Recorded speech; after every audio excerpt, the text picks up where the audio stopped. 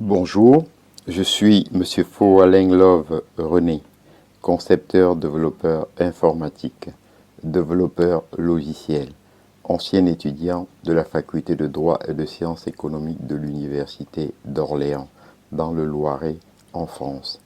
Aujourd'hui, dans le cadre du cours d'économie générale, nous allons étudier la bourse. En effet, la bourse est au départ un marché comme un autre.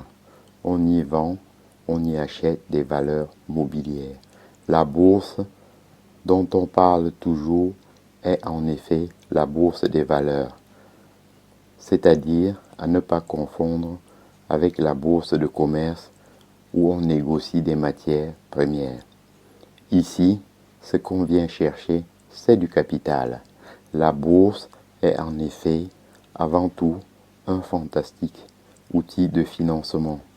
Accéder à la bourse sur n'importe quel marché, c'est pour une entreprise atteindre le nirvana. Les entreprises où l'État peut se procurer du financement en émettant des valeurs mobilières, c'est-à-dire actions et obligations. Une fois émis, ces titres peuvent être vendus et revendus. Et c'est là que l'outil de financement devient autre chose, un outil de spéculation, car la valeur des titres varie de jour en jour, l'heure en heure. Dès lors, il suffit d'acheter au bon moment et de vendre au bon moment. Pendant longtemps, on ne trouvait à la bourse que deux sortes de titres, les actions et les obligations. Au cours des dernières décennies, on a connu une multiplication des produits proposés. Certains, dont la définition même frise l'ésotérisme, méritent le déplacement.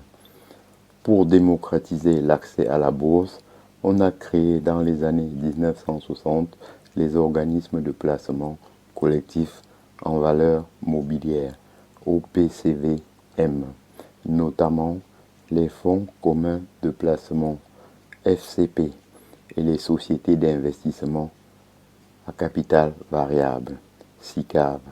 Ces derniers sont des paniers d'actions et obligations composés par des banques ou des organismes financiers à l'intention des épargnants n'ayant pas les moyens de se constituer un portefeuille. Ce produit, qui permet l'accès d'un grand nombre d'épargnants à l'actionnariat tout en limitant les risques, a un énorme succès, les avantages fiscaux aidant. Ainsi, j'en ai donc terminé avec ce cours d'économie sur la bourse.